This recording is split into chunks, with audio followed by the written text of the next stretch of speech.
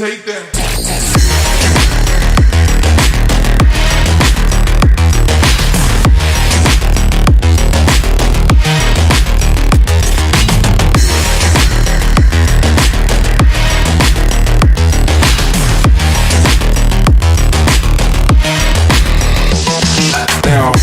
So today we have a Mk1 Mazda Mx5 1.6 non-VVT fitted with a Pulsar GT2860, 440cc injectors, Motorsport Electronics MV221 and Wideband. In for setup, see what we can achieve.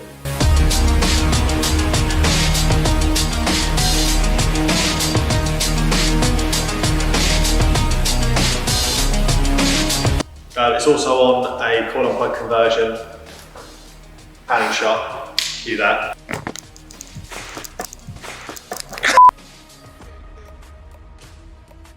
Sweet. But yeah, it's a pretty common setup. The way the tone conversion is done is pretty much the typical that we see. Most people either run like a GT28 or TD04. Personally, I prefer the GT28s. They're a bit more laggy, but they do make more power with less boost because they're a bigger turbo, but you tend to see less heat as well. When they make boost, they can make a lot of torque very fast, and if you don't control it very well, you can make rocks. Oh! So we've had a few issues. Initially, she was a little bit smoky. You okay? I can't breathe. Which it smelled a bit oily. After a little bit of digging around, it looked like the catch can system had been piped up incorrectly. It's a very common mistake we see, especially with 1.820 valve engines. And then are multiple ways people do it incorrectly that cause multiple issues. One is either boost being blown basically into the bottom end of the engine. The other one is effectively creating a vacuum in the can that tries to pull oil out of the engine. This was actually pushing boost into the bottom end. So I kind of rejigged the catch can system a little bit and capped off the port on the inlet that it was connected to. The other issue we had was the actuator. So even with as little preload as possible, even to the point where it jacked the penny valve open, when it came on boost, it would make more boost than we wanted, even with no boost control. So we've ended up changing the actuator for a Mamba Actuator, Q panning shot.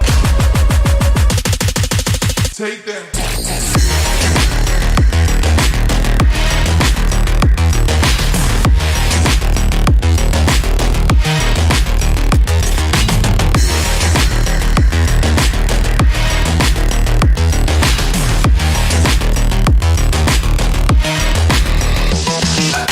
Since we've installed the actuator, we've lost those issues as well. And we're now getting, with no boost control, a flat 0.4 bar of boost.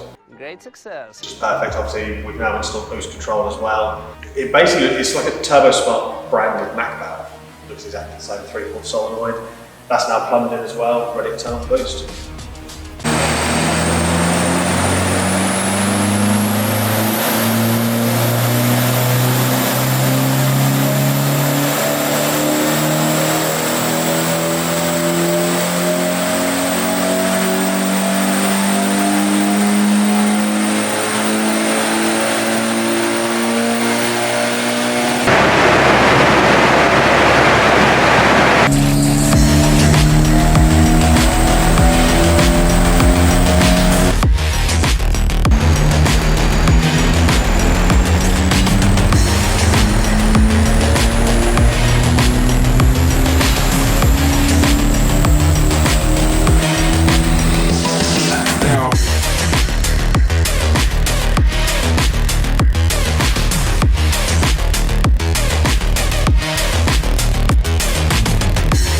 So we finished up at 224 horsepower, 250 newton meters. I had to look at what it did.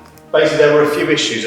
One that I've actually never seen on MX before, just because there was nothing obvious, like there was no excessive timing added, the fuel wasn't excessively lean, there was no reason behind why it started. And after taking out the packs and the plugs, we noticed that there was like a white trace on one of the coil packs where it started to arc out. So we re-insulated said coil pack, and straight away it was fine. So that was a bit of an odd one.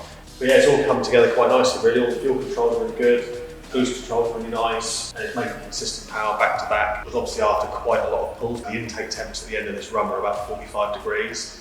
If we, say, left it until it had cooled down and done another pass, I'm confident with the timing profile this run, it'll do near 240 horsepower. which is about what these make, or about what we tend to make with these sort of 0.8 bar boost, either on a 2860 or a TO4.